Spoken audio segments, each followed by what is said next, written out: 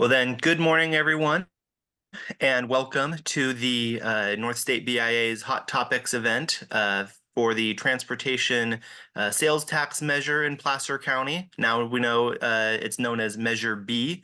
Want to start the morning off by thanking our great sponsors, Morton and Patalo, Ramirez and Co., and Wood Rogers. We're very thankful for your sponsorship, and we could not have had this event without you, so thank you very much. I'm going to introduce our host and moderator for the morning session. I think we can still call you new president and CEO of the North State Building Industry Association, Tim Murphy. Good morning, everyone. Thank you very much for joining us for today's Hot Topics webinar. Just to set the stage, as you heard from Jeff, Measure B was recently approved to be placed on the ballot by Placer County and its incorporated municipalities for the 2024 ballot. This measure would assess a 1/2 cent sales tax for transportation-specific planning. Placer County remains the largest county in the state of California without having approved this type of self-help sales tax measure. The last effort to attempt to pass this was in 2016, where it narrowly lost at the ballot box. And since then, we've all experienced the congestion issues that have plagued the Highway 65 corridor. The passage of this measure this coming November is BIA's one of our highest priorities. And we're going to discuss why this measure is so important for Placer County residents, those who live here today and those in years to come. But right now, I'd like to introduce our speakers. We'll ask them to give a little bit of background on themselves, their education, their current role, and where they live. First, I'd like to introduce Julie Hanson, who is president of J.R. Hanson Consulting, LLC. Julie? Thanks, Tim. Happy to be here this morning. So Julie Hanson, longtime consultant here in Placer County. My background is a degree in city planning. I'm actually third generation Placer County resident, but consult on some very large scale master plan communities. Among my clients are AKT, Hillsdale College, and their presence here in Placer County. And anyway, that's a little bit of my background. Great. Thanks, Julie. And joining us also is Matt Click, who is the executive director of the Placer County Transportation Planning Agency. Hey, Tim and everyone. Good morning. Thanks so much. So as far as me, I have 30 years in transportation planning. Like Julie, I'm a city planner by training with specialties in transportation, actually environmental planning. I spent the last 15 years in corporate America in the private sector, working all across the U.S. on highway infrastructure, road and highways, and then returned to the public sector with this, taking this job when I onboarded in November of 2022. So not 3 generations in Placer County. Only been here about 1.5 years, and I live in Roseville. And I'll just say that I'm discovering what Julie's known for a long time, and that's just how great Placer County is. And I'm just so fortunate to be part of the larger, broader sort of leadership team inside of the county. All right. Thank you, Matt. Matt, I'll throw the first question to you. Can you just give our audience an overview of Measure B and what it provides? Yeah. So yeah, as Jeff said, we got a letter a couple of weeks ago. So we're now Measure B. And so, and Tim, you kicked us off. This is a 1/2 cent sales tax.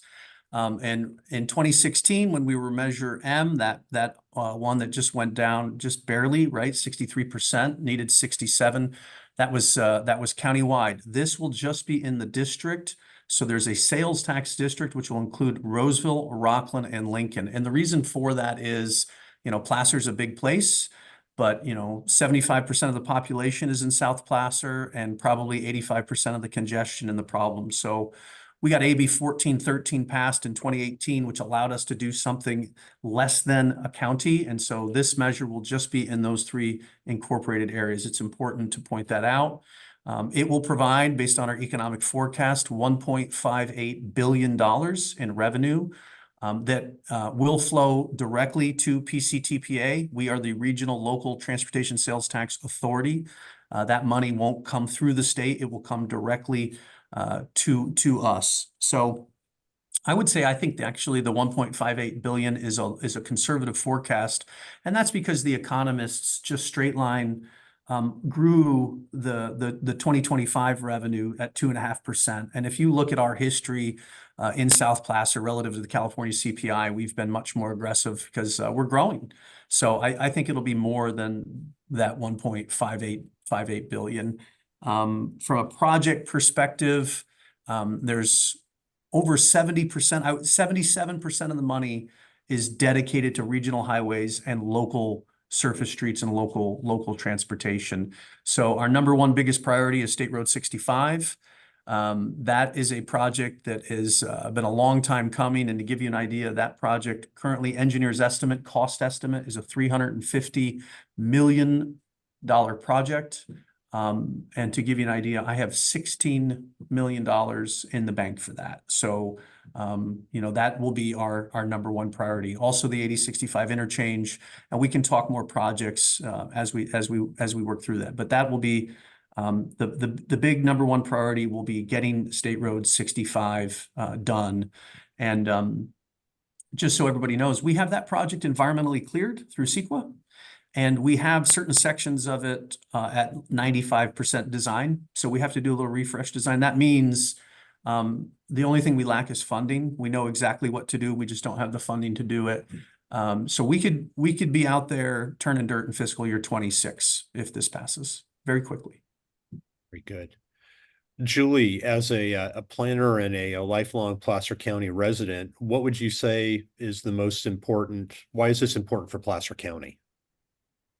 Well, I mean, I think I'm going to state the obvious things, right, Tim? I mean, we probably overuse quality of life, but it actually really does apply here, right? Important things in our lives. It doesn't matter where you live. And I happen to live in unincorporated Loomis, and my office is in Roseville, and being able to get from point A to point B, obviously do a tremendous amount of shopping in the Roseville, Rocklin, Lincoln area. So, that the systems in particular that Matt talked about, they're very important transportation systems, in addition to the other things that the sales tax measure could go to, are also very important. But again, safety. So obviously our public safety, road safety is among those parts of the safety. Getting from point A to point B, being able to attract businesses that want to locate here. If we've got traffic problems, then we're not going to attract additional employers to the region. And again, and this is really, if you think about it, we've got an existing problem. And a lot of times, new growth has to carry the weight of the world, but these are things that need to be fixed with the planned growth that we already have. So I think it's just an important thing for Placer County to kind of be the shining star that it is in terms of a place that people want to live and work and play. And there's nothing, transportation's right at the top of the list. So being able to fund the infrastructure that we need for the existing, the residents who've been here a long time, like me, newer residents and future residents, these are just really important. And again, it's kind of stating the obvious, but very important to Placer County. And when you talk about the future residents, I mean, a lot of this growth has already been planned. This is to accommodate what is expected to come within our region, is it not? That's right. I mean, there's tremendous amount of things that are already approved, right? Lots of homes and lots of new things that are already on the books, if you will. And so we all know that things are only going to get worse unless we get them fixed. Right. With the long-term planning horizons that we have for the development of Placer County, Matt, you mentioned that this is going to raise $1.58 billion over the next 30 years. And you mentioned that the 65 improvements alone, if you were able to start turning dirt in 2016, are about 360 million, I believe you said. How can those funds be used over the long term? What's the long-term vision for this, and how can those funds be used to just beyond the 1.5 billion? Are there other opportunities to leverage those dollars? Yeah, it's a great question. And so when I talk about 1.58 billion, that's hard. I'll use the term hard money. That's real dollars coming in through this taxing mechanism. But I think a lot of folks know that, inside of the state and the federal government, we all remember this formula funding where money would come down based on population and lane miles. And back in the day, from the federal, we might remember 90% federal, 10% state, and then there was 80 federal and 20% state relative to interstate funding and things like that. Well, sort of those days are over relative to federal dollars. The interstate program's been done since essentially the early 90s. And then still, when we think about the state motor fuel tax, Some of that money is distributed back to the county based on formula, just how many people we have. But as the revenues that the state needs continues to decline, more and more of the revenue and how it flows to the counties is what they call quote unquote competitive, meaning it's non-formula. So certain money for maintenance and other things, fixing potholes, it comes through formula. But if you want to do something new, a lot of that sort of grant making, as they'll call it, with state dollars, is competitive in nature, meaning we need to apply for and compete against other counties and municipalities throughout the state of California. One of the things most of those competitive grants ask for is a local funding match. And so without having that match, we are less than competitive. But one of the great things that Measure B will give us with this local funding match is the ability to go seek other dollars over time. There's a good real world example of that, and that's the Interstate 80 auxiliary lanes that you see out in construction right now. That was a $49 million project, and it included $14 million of our money that we put in as a local match to leverage and get that other 35 million of state and federal. So without that local match, and you might say, well, how'd you do that? We actually did that with developer impact fees, right? That is our only source right now, is through Sparta impact fees. But those impact fees are not nearly enough to do all of the bigger extensions. So beyond the 1.58 billion in hard money, we're talking about bringing hundreds of millions of dollars in state and federal back to Placer County, because we can be competitive against Los Angeles and San Francisco for those state dollars, and we can be competitive against other states for federal grant making like RAISE and infra, where we could go get $50, $100 million for things like the 8065 interchange. And in fact, our best possibility of getting large dollars back for highway projects inside of the county will be through the feds, more so than the state, but it'll be a combination. So you've got the 1.58 billion in real money, you've got hundreds of millions of dollars that we can claw back. And just a third thing, Tim, if I could, which isn't funding, it's financing, right? Funding's your paycheck, financing's your mortgage. So we've been talking about money, funding, whether it's hard money or soft money that we can get back, but also financing. I right now do not have bonding authority, and that is a huge, financial sort of strategy or a power that I just don't possess. So I've got to collect money over time, save enough up, and then go build something. That's fine for doing environmental work or design work, but when you want to go to capital construction and you're talking hundreds of millions of dollars, you don't want to be waiting for that money to roll in as inflation, labor, and material costs increase over time. You want to be able to do that project quicker. So us also, the measure would give PCTPA bonding authority, and we could do these large capital projects like State Road 65 or 8065 faster.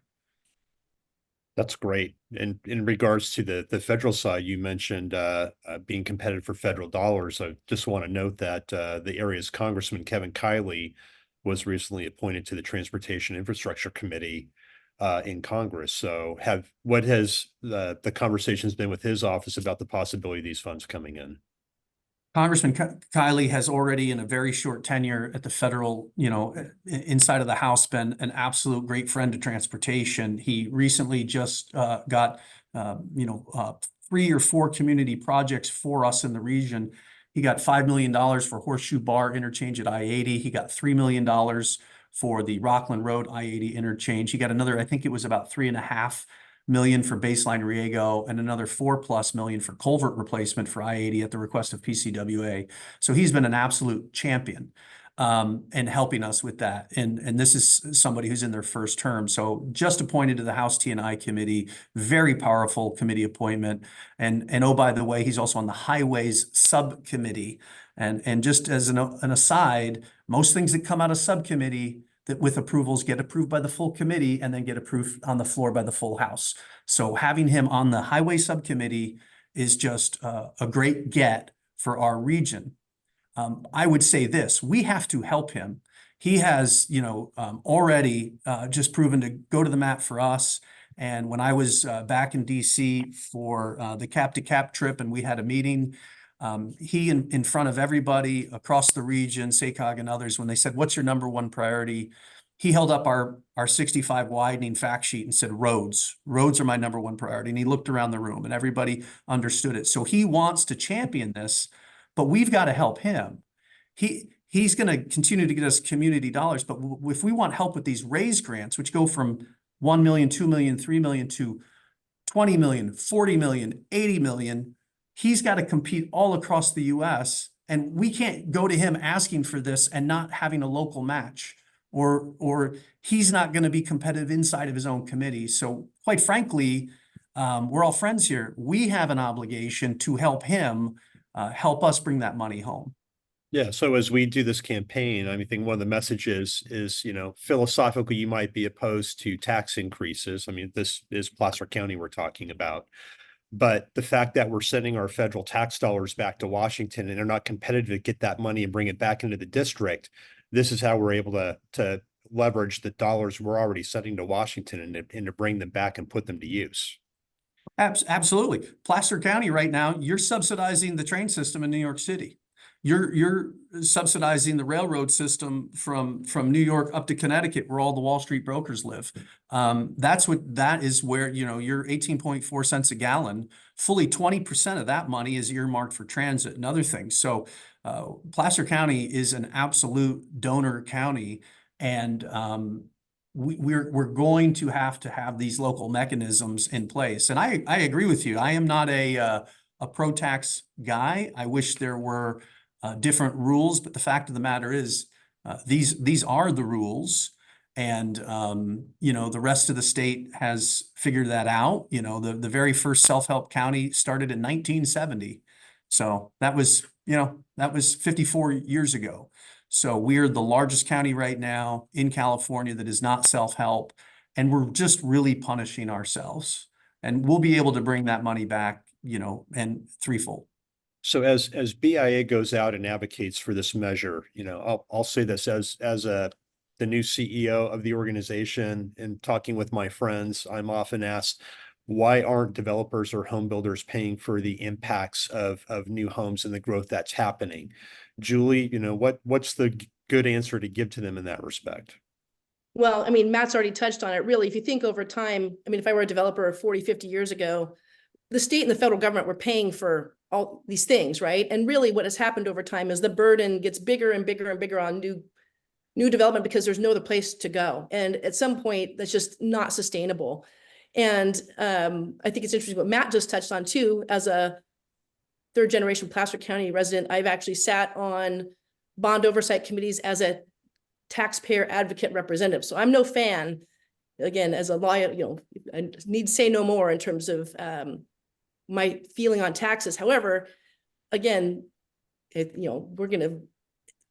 important that we take care of ourselves. And back to the home builder piece of it, again, we've had our fees increase. Same thing has happened, not just in transportation in terms of really overburdening new growth, new development, but if you think about schools, same thing. The schools used to be funded by the state, and more, basically we're paying 100% for new schools and everything else. And so, transportation is just a component of that, where again, people talk about affordable housing. That's completely impossible when we're looking at building permit fees that are $120,000 a house, or, transportation fees that are in some jurisdictions pushing $40,000 a house. It's, again, just not sustainable. So, new growth absolutely pays its fair share. Again, we're kind of paying for past sins and kind of the new world order of the state and federal government, not paying for the things it's historically paid for.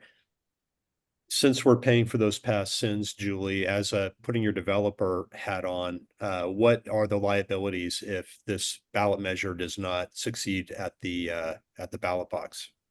Well, obviously, the transportation is going to get worse. Matt's kind of spoken to what funding he has available to him. New growth is really kind of, I don't want to say at max capacity. We can maybe, the amount that's needed to fix things, and if the state and federal government's not going to help us, then we're going to have, some serious congestion problems, serious safety problems. And again, people are used to a really high quality of life here. They like living here. They like working here. Again, in the example of Bosch coming to Roseville and other employers, they they're checking the boxes and all the amenities. And I'm sure, and obviously transportation is among those things, and it's just going to get worse. And those of us in the industry know that there's an absolute housing shortage and a housing crisis, but we're going to have a difficult time providing that housing if we don't have a transportation system that functions. So it's just critical. Right. So you mentioned the amenities. My wife and I live in Sacramento County, and we like to come up to the Galleria and to the fountains to shop and dine out. Matt, we were discussing previously, the $1.58 billion being very conservative, what that will be generated within the finance district. But how much of that is going to be generated by residents that don't fall within that district? I think this is an important point. Yeah, and I actually had the economists sort of calculate this, right? And so when they do all of the math, and this is hard to do with an extreme level of granularity, but their official forecast is that's about 17% outside of the district. I would say, so what that means is 17%, right? You could call it 20-ish% will be folks outside of the district. Based on understanding the economy and talking with folks, I think that's probably low too. I mean, that's what I officially say because that's what the economic analysis says. So that's what I've got to go by. But we're really just seeing, if you look at the example of talking to Jeff and the folks over at the Galleria, where, people used to go over to San Francisco and spend the night and go shopping. That is now completely flipped. And don't quote me because they're his numbers, but I found them really interesting. And I remember him talking about how Thanksgiving 4 or 5 years ago would be about 60,000 on Thanksgiving weekend. And then it was, a lot less than that on an average weekend. Now, every average weekend is about 60,000. It's a Thanksgiving weekend. And then of course, Thanksgiving's through the roof and they can't park them. And that's because it's flipped, and East Bay and the Bay Area folks are actually coming over to the Galleria to shop. And there's a reason there's these hotels right there on 65. They come, they actually spend the night, and they make a weekend trip out of it. And as the Galleria has gotten more of these luxury brands, they've gotten a increased capture area. So where they used to, capture folks from 50 or 60 miles into the Galleria, that's now, 100, 110 miles. So all of that to say, Tim, I think that 17% is low. That's why I also think that 1.58 billion is low. But I think we could conservatively say 20% of it, 1 in 5, will be from folks outside of the district. Okay. Well, with that, obviously we've talked about the upside and what's desperately needed, but Matt, what's plan B if this fails at the ballot box? So plan B is, bring a snack in your car. I would say that would be good. Make sure you got the iPad loaded up for the kiddos, because you're really gonna sit. We will be able to compete for bike trail funding and transit dollars. But there is no other option if you want to do regional roadway improvement, because the state does not have that as a priority. We could do a whole nother half hour on that, but that's not their priority.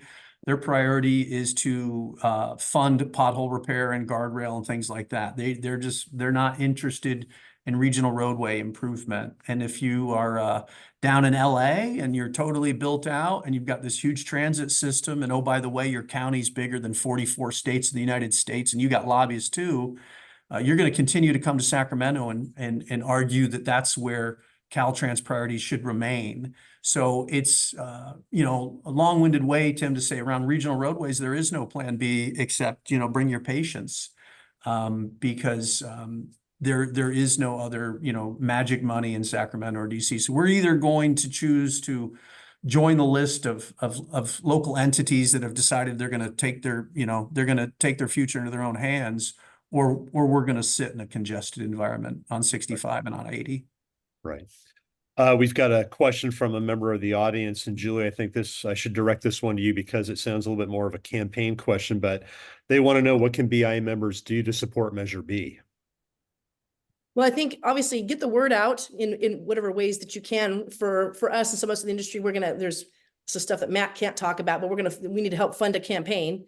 So to get the word out. So personally getting the word out, right, to our friends and family, and then also just with the businesses and entities that we work for, we're going to need to do some fundraising because obviously these things take a campaign and getting the information out there. So helping to fund the Measure B campaign will be another important way to be helpful. Right, but I imagine there will be opportunities for lawn signs, sending letters Right. to the editor, the newspaper, Right. social media posts. The list Things is are going to get long, ramped right? up. Exactly. Right. All right, Angela, are there any more questions from the audience? Okay. Well, looking at the clock, we are coming at the end of our half hour. That flew by pretty quickly. I'd like to thank Matt and Julie for being online with us today and answering questions about the importance of Measure B. As you've heard, the passage of Measure B is crucial to alleviate the traffic and congestion along the Highway 65 corridor and the interchange with I-80, amongst the many benefits it will bring. It is one of BI's top priorities for the 2024 election this coming November. And the organization has already put money towards supporting this effort. However, more support is needed in the context of shrinking state transportation resources and a focus on Caltrans on road maintenance only. Placer County definitely needs to be a part of the solution. So we ask that you please be sure to share your support of Measure B with family, friends, neighbors, colleagues. And if you'd like more information about how to support the effort, please contact the BIA Government and Public Affairs team at 916-677-5717. So as we come to a close, I'd ask everyone to please visit our events calendar for classes and other developer builder councils that are taking place through the balance of the summer. Please mark your calendar for September 5th for the Builders and Brews Pack event at Cafeteria 15L in downtown Sacramento, and the 48th annual MAME Awards Gala with the theme Earth, Wind, and Fire, because it falls on September 21st, as the song lyric goes. I want to be sure to thank once again our sponsors, Morton and Patalo, Ramirez and Company, and Wood Rogers. Matt and Julie, thank you very much for participating. And to all of you, thanks very much for tuning in. Have a great rest of your week. Thank Thanks, you. Tim. Thank you.